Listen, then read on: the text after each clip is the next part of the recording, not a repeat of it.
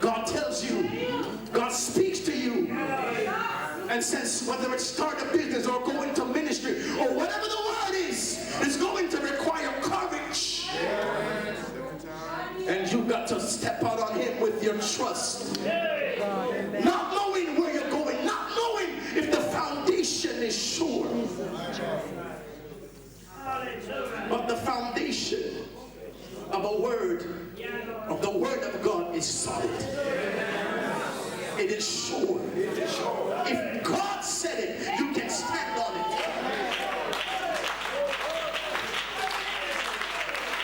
Peter didn't so much walk on the water, but I believe when Jesus said come, the word of God manifested itself and became a solid foundation.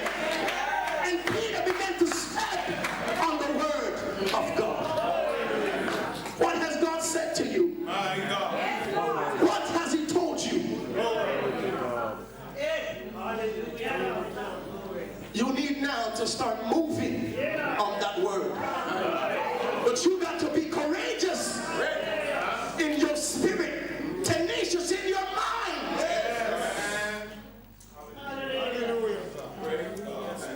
The word of God, here is the challenge. This is the last thing I'll say before Doc comes. The word of God versus the mind of man. That's the challenge. It's like, who are rivals here? Liverpool maybe versus Arsenal. Picture Liverpool versus Arsenal. Or Manchester United, Ronaldo against somebody else. The fight, the challenge in every believer's life is the word of God versus the mind of man. Because in my mind I am dealing with what is logical, what is rational. In my mind it's got to add up. In my mind it's got to make sense. In my mind I need to be able to reconcile it in my mind. But on the other side with the word of God, he begins to tell me things that does not make sense in my mind. He begins to speak to me. The word of God begins to tell you to walk on water when in my mind, gravity, the law of gravity says I will sink if I try to stand on water. In my mind, I can't go forward unless I have made some planning and I've done some research. But God will say, like he said to Abraham, get thee out. Go to a land that I'm going to. It doesn't make sense in my mind. And so the fight is the ultimate challenge. Is trying to rationalize and reconcile the word of God in your limited, finite mind.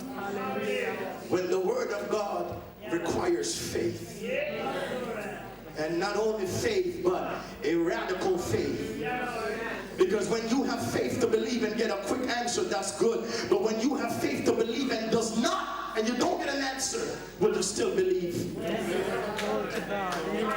I'll share this story, and I'm not sharing it, Doc knows, not for sympathy, but to make the point. 3 years ago, my father was sick. And he got sick in July, going into August. And we weren't worried because what he needed to do was fairly routine. He had to remove gallstones, which they do fairly frequently. And he went and did the surgery. And there were still complications, and he came home and was still bloated. And so he had to go back into the hospital. What I didn't tell you was we were scheduled to be married on September 18th. And here it was that in September now, I began to say to my wife now that it's all right, Dad will be there, Dad will be there. I got the faith, I believe he's going to be healed. That's right. And I had faith where I believed that he was going to be healed. And the time came where it was a week now before the wedding, but he was still in the hospital. And so I found myself retracting on my faith. I found myself saying, all right, if he's not there, we can show him a video. We can show him recordings of the wedding, and he can see it then. But the will of God would have it so that he passed away on the 15th, 3 days before. And what the whole experience taught me, that my faith does not supersede the will of God. My faith does not supersede the sovereignty of God. That's what it taught me. Amen. But the challenge that I found out to faith is time. Many of us can believe God for a day. We can believe him even for a whole week. You can believe God maybe for a month. But if a year goes by and you're still believing for that one thing, and a year later you can't see it, where will your faith be a year later? You've been believing God for a miracle for so long, till now you're at the point where you've sort of resorted in your mind to believe that it's not the will of God. That's the easy way out. Continue to believe. It wasn't God's will. Oh Lord. Or you're at the point now where you don't think it can happen. But tonight we're talking about a radical faith. A faith that when the circumstances of your environment say no. A faith that when the devil says no. A faith that when doors and avenues are blocked. Hallelujah. A faith that is determined that when there are no entrances to the increase, to the promotion, to the miracle, no bridge, no way in sight, in view. Hallelujah. How radical are you willing to be in your faith? Yes, Lord. These 4 men lifted off the roof. Unconventional. God is looking for a faith that is unconventional. A faith that's never been activated in such a degree before. This next place, this next move that we're going to, this place we're going to in God, it's going to take a radical faith. This next dimension God is in the house that we're moving to, it's going to require a radical faith. A faith that won't quit. A faith that you might be sick, but you're still going to strive. A faith that when pain is rocking your body, a faith that when adversity is in your way, you will still press. A faith that will do anything to get in the presence of God. Why? Simply because Jesus was in the house. Great faith. The Bible says, when Jesus saw their faith, when he saw their faith. Can you imagine where you can be if your faith doesn't quit? If they had quit on that sick person, he would not have been healed. No.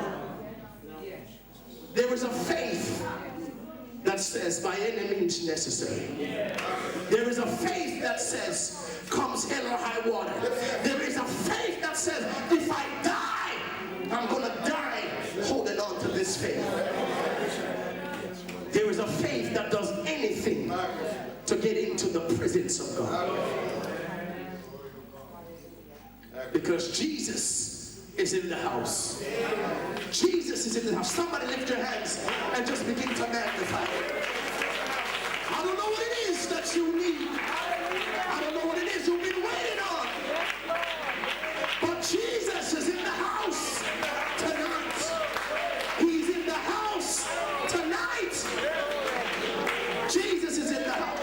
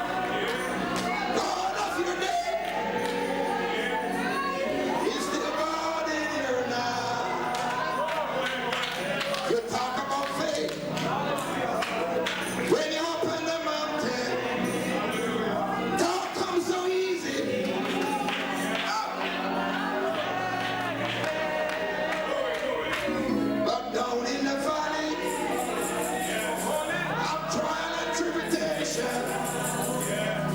That's when you faith. Sing the song. Really put to the test. But the God of your mind, hallelujah, is still God. When things go wrong, let me Jesus. He make it right. Wow. Jesus.